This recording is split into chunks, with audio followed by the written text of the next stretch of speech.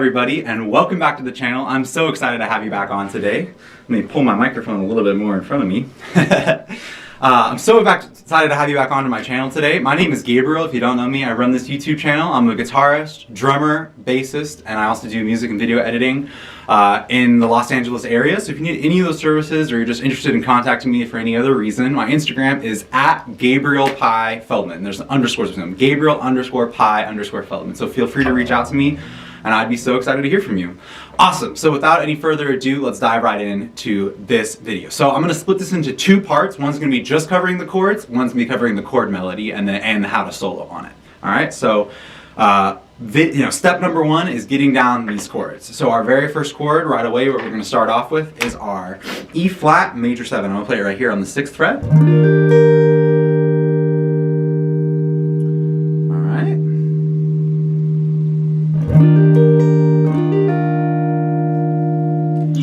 Now we're going to have D half diminished, or D minor 7 flat 5. I play it right here on the 5th fret.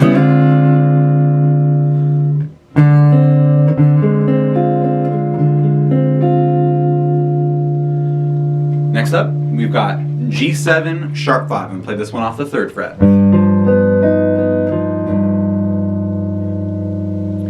Finally, that resolves to C minor 7, also on the 3rd fret.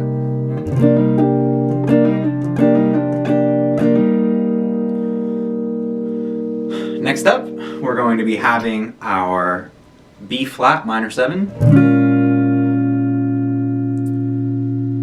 followed by our E flat 9. That resolves to A flat major 7.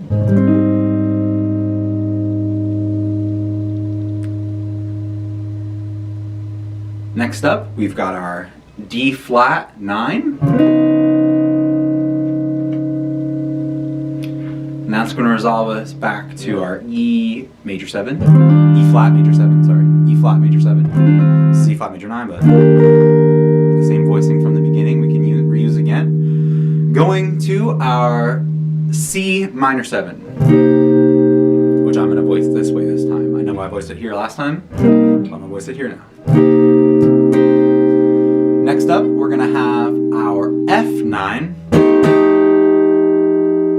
And this is a really cool part, because then the next chord up is going to be F minor 9, or F minor. And the only thing that needs to change from F dominant 9 like this to get to minor 9 is taking our 3rd, which is our index finger here, and sliding it down 1/2 step. So it goes 2.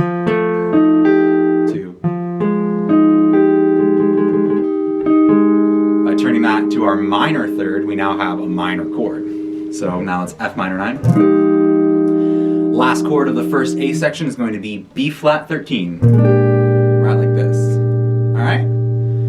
So the second A has a lot of it is very similar to the first A. So I'm going to quickly go over that real quick and how to get through that second A sections. We've got, our E flat major 7, D half diminished, which we've already covered, G7 sharp 5, which we've already covered, our C minor 7. Next up, we're going to have B flat minor 7 to our E flat 9 to our A flat major 7. So we've already covered this, same as the first A. You can go to your D flat 9. If you're feeling a little spicy, go to another G7 sharp 5. It's going to have the same note on top. Next up, resolving back to our E flat major 7. So up until this point, it's been just like the first A, right? Now we're going to have something slightly different. We're going to go to C13. All right. Now, from this point, we're going to fall down. We're going to hit our A minor. And this is going to fall down 1/2 step to A flat 7, flat 5.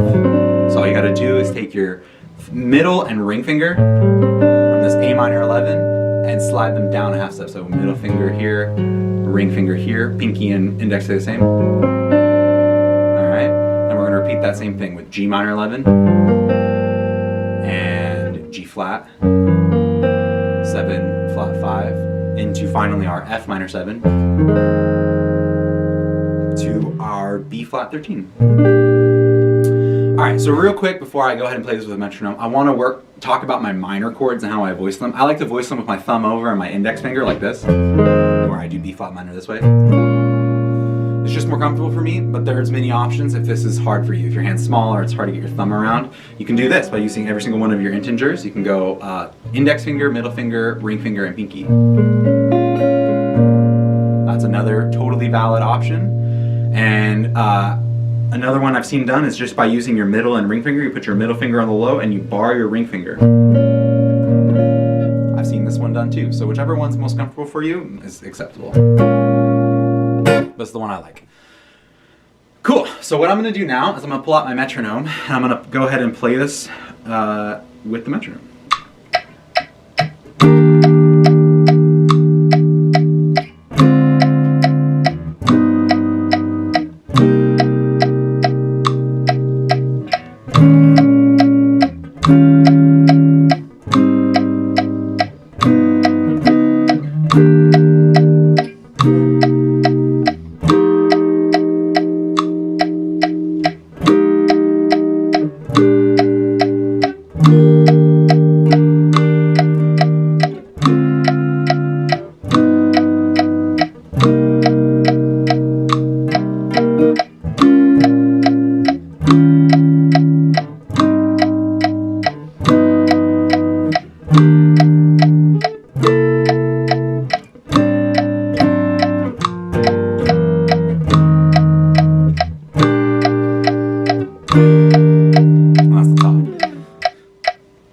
Great, so a very common way to play these chords is what's called fretty greening. So this is where we're going to accent on 2 and 4 and make 1 and 3 softer, lighter, but we're still going to play them. Sometimes with my students I'll tell them to do this and they just leave 1 and 3 out altogether. We still want to have a nice light strum, but then on 2 and 4 we want a hard strum, okay? So it's going to be like a soft and hard thing. So I'm going to demonstrate that quickly.